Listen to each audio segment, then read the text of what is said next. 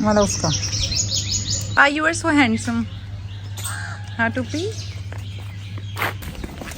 हम आपके लिए कुछ मिक्स एंड मैच पत्ते लाए हैं। आप इनमें से कौन से खाओगे? ये वाले?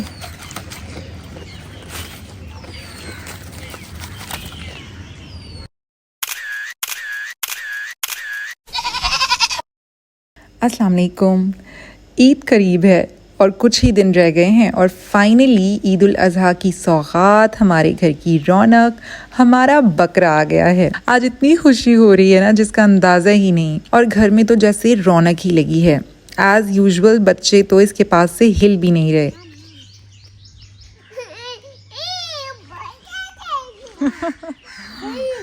और मेरा अपना इतना ज़्यादा दिल लग रहा है कि कोई भी काम करने का दिल नहीं कर रहा। वैसे मेरे बेटे ने हमारे बकरे का नाम भी सोच लिया है। उसने इसका नाम टूपी रखा है। हमने इससे कहा था कि हम इसको किस नाम से बुलाएं, तो ये कोने में चला गया। काफ़ी देर तक सोचता रहा, उसके बाद आया, फिर कहता है कि इसका नाम हमने ना टूपी रखना है। और अब हम सब इसे टूपी टूपी कह के बुला रहे हैं। अब जब टूपी हमारे घर आज सुबह आया तो उसकी ना घास साथ नहीं आई थी, और यहाँ पर जो है वो घास काफ़ी दूर से मिलती है, इसलिए हम आसपास जो दरख्त लगे हुए हैं उससे मुख्तलिफ़ किस्म के पत्ते तोड़ तोड़ के इसे खिलाते रहे।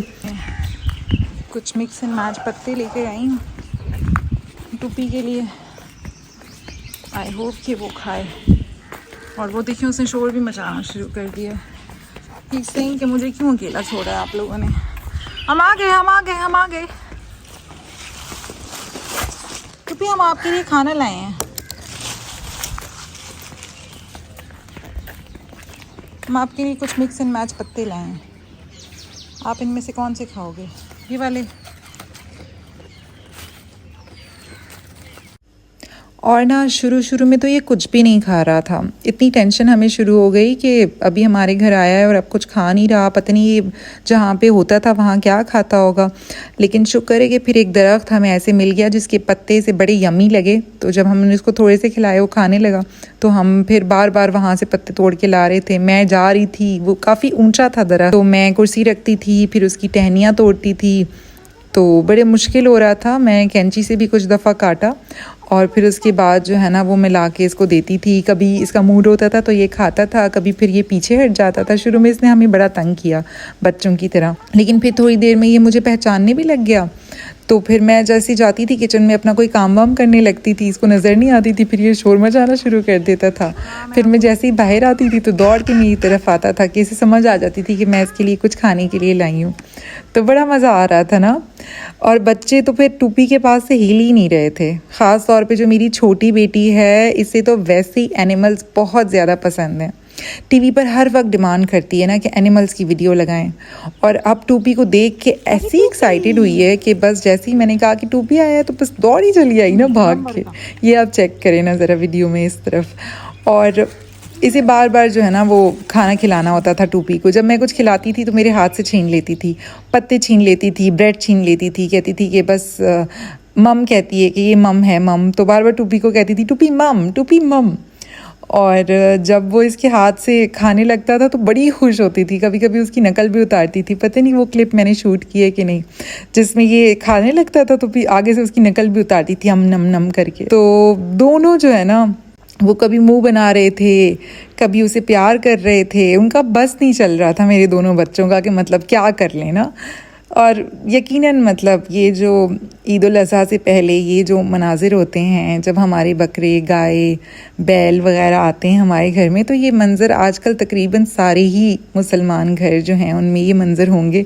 स्पेशली पाकिस्तान में बहुत ज़्यादा इन चीज़ों का एहतमाम किया जाता है। फ़ॉरेन कंट्रीज़ में तो कहीं कहीं पे अलाउ नहीं भी होता, कहीं पे बाहर पैसे दे के करवाने पड़ते हैं। लेकिन पाकिस्तान में शुक्र अल्हम्दुलिल्लाह कि हम जो है वो इस कुर्बानी के जो जज्बे को सही तरह से हम महसूस कर सकते हैं। और आप भी यकीनन सब अपने ईद के जानवर ले आए होंगे या मंगवाने लग गए होंगे, प्लानिंग कर रहे होंगे। लेकिन मैं अभी भी सोचती हूँ कि वो लोग जो इस ईद पर कुर्बानी नहीं कर पा रहे हैं क्योंकि महंगाई इतनी ज़्यादा है, यकीनन जो भी जानवर ख़रीदने से पहले लोग वाकई सोच में पड़ जाते होंगे ना कि इस दफ़ा करें कि ना करें। क्योंकि लेकिन मैं आपको ये बात बताऊं कि जो असल हमारे जो जानवर हैं उनका जो गोश्त का हक़ है वो इन्हीं लोगों का है। तो कुर्बानी वाले दिन ऐसे घर नहीं भूलिएगा जो शायद खर्चों के बोझ तले दब के कुर्बानी नहीं कर सके।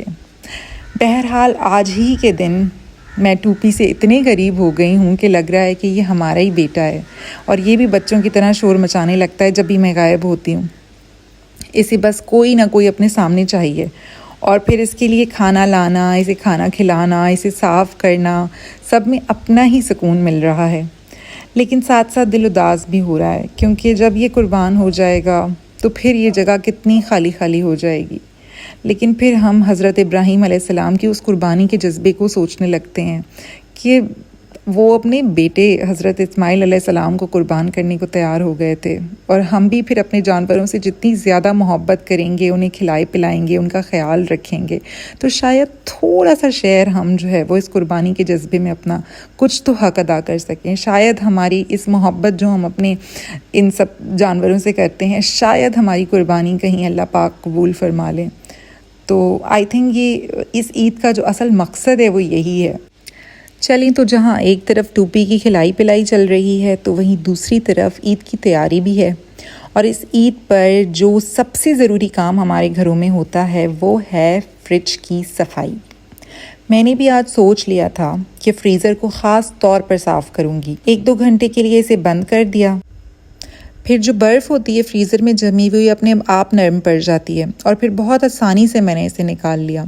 और एक फ़ायदा ये भी हो गया कि इतना ज़्यादा सामान जो फ्रीज़र में रखा हुआ था, मैंने उनमें से कुछ चीज़ें तो बिल्कुल इस्तेमाल में नहीं आ रही थी ना, तो आज मैंने सोचा कि सब चीज़ें इस्तेमाल कर लूँगी, ताकि फ्रीज़र भी खाली हो जाएगा और कोई चीज़ भी ज़ाया नहीं होगी। जो चने फ्रीज़ हुए हुए थे उनका आज मैंने सालन बना लिया, और कुछ समोसे वगैरह रखे थे वो आज मैंने शाम की चाय के साथ फ्राई कर लिए, और कुछ ऐसी सब्जियां भी काट के रखी हुई थी, काफ़ी पहले की कटी हुई रखी थी और इस्तेमाल नहीं हो रही थी।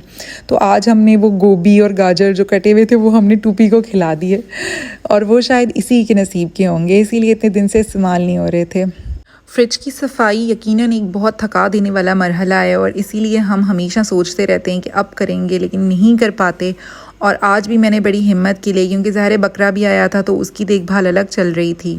फिर उसके बाद मेरे बच्चों के खाने का टाइम भी हो गया था, तो वो भी डिले पे डिले हो रहा था। तो इस टाइम मैंने उनके लिए आलू बॉईल करने के लिए प्रेशर कुकर में चढ़ाए, तो साथ ही मैंने कहा कि बस उसी दौरान मैं फ्रीज़र तो कम से कम क्लीन कर लूँ। बाकी फ्रिज तो रोज़मर्रा की बुनियादों पर मैं करती रहती हूँ, लेकिन फ्रीज़र का आज क्लीन होना बहुत ज़्यादा ज़रूरी था। पहले जब खोला था तो फिर नहीं अंदाज़ा हो रहा था कि इतना मतलब डीपली उसमें इन्वॉल्व होना पड़ेगा, लेकिन जब वाकई बंदा कोई काम करना शुरू करता है तो फिर मैंने कहा कि इसे सर्फ के पानी से भी साफ़ करूं, फिर मैं इसे गीले कपड़े से भी साफ़ कर रही थी, फिर खुश्क कपड़े से भी साफ़ कर रही थी, फिर साथ साथ वो सामान की तरफ नज़र पड़ रही थी कि उसमें अब किस तरह से उसको इस्तेमाल करना है। फिर गर्मी है तो कितनी देर तक वो चीज़ें फिर बाहर में रख सकती हूँ। तो काफ़ी सारी चीज़ें माइंड में एक साथ चल रही थी। उसके बाद मैंने इसके पार्ट्स बस जल्दी से फिक्स करने थे। फिर मैं सोच रही थी अब कौन कौन सी चीज़ें इसमें दोबारा फ्रीज़र में रखूँ, क्योंकि फिर दोबारा से वही सारी चीज़ें डाल दें तो फिर आपका जो मकसद है फ्रीज़र खाली करने का वो तो ख़त्म हो गया। तो इसीलिए मैं चाह रही थी कि बस ये खाली रहे, अब जब तक ईद है तब तक तो ये खाली रहे। और इसके अलावा फिर मेरे दिमाग में चल रहा था कि अच्छा अब मुझे अब 1-2 दिन जो बीच में रह गए उसमें क्या क्या करना है। एक तो मुझे प्लास्टिक रैपिंग जो बैग्स हैं मेरे वो मुझे इकट्ठे करने, एक साइड पे करके रखने हैं। फिर उसके बाद मैंने कुछ मसालों वगैरह की जो लिस्ट है वो मुझे तैयार करके रखने हैं। फिर मैंने लहसुन अदरक पीस के रखना है, तो वो मेरे दिमाग में साथ साथ चल रहा था। फिर बच्चे साथ साथ चल रहे थे। तो वाकई ईद की तैयारी का एक अपना मज़ा भी होता है, एक दिल उदास भी होता है। इस ईद पर ख़ास तौर पे काम भी साथ साथ चल रहे होते हैं, आपके दिमाग में बहुत सारी चीज़ें चल रही होती हैं। लेकिन आई एम श्योर कि मुझे काम करता देखकर बहुत सारे लोग जिन्होंने अभी तैयारी करना शुरू नहीं किया है वो मोटिवेट हों और वो तैयारी करनी जल्दी से शुरू कर दें, क्योंकि बहनों मेरी टाइम बहुत कम रह गया है। इसीलिए उठो, सुस्ती बंद करो और बस काम पे लगो, क्योंकि फिर आखिरी दिन लेके बैठोगी तो फिर कोई काम भी नहीं हो पाएगा। आखिरी दिन और बहुत सारे काम होते हैं और बहुत सारी टेंशन होती हैं। और ये वाली ईद ख़वातीन के लिए ख़ास तौर पर बड़ी थका देने वाली ईद होती है ना, क्योंकि अभी से हम शुरू होते हैं और उसके बाद पकाने में, इसमें उसमें बांटने में, हिस्से बनाने में, मतलब बहुत इस ईद में जो है ना वो खप होती है ना। मेहमानदारियों में। लेकिन अल्लाह मियाँ ने इतनी हिम्मत दे दी है कि हम ख़वातीन, मुझे लगता है कि सब कुछ कर सकती हैं ना। अगर आप एक दफ़ा ठान लें तो फिर आप सब कुछ कर सकती हैं। और अब मुझे ईद के लिए और भी काफ़ी सारी तैयारी करनी है, काफ़ी सारी प्रेपिंग करनी है। तो इंशाल्लाह उसका वीलॉग मैं अलग से अपलोड करूँगी 1-2 दिन तक, क्योंकि ईद तो ज़ाहिर हफ्ते वाले दिन है। तो बस जल्दी से मैं अपने कामों में लगूंगी और साथ आप लोगों को भी अपडेट करती रहूँगी। आपको हमारा 2P कैसा लगा कमेंट सेक्शन में ज़रूर बताइएगा। चैनल को सब्सक्राइब करेंगे तो दिल से खुशी होगी। अल्लाह हाफ़िज़।